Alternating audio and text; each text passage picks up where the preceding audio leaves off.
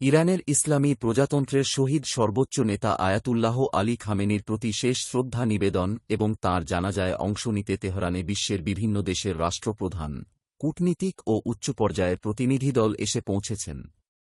Saudi আরবের উপ-রাষ্ট্রমন্ত্রী ওয়ালিদ বিন আব্দুল করিম আল খুরাইজি তেহরানে এসে গভীর শ্রদ্ধা জানিয়েছেন।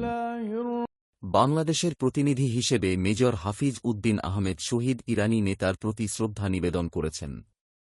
পাশাপাশি বাংলাদেশ জামায়াতে ইসলামীর প্রতিনিধি দল এবং বাংলাদেশের সংসদ সদস্যরাও তেহরানে এসে গভীর শ্রদ্ধা জানিয়েছেন।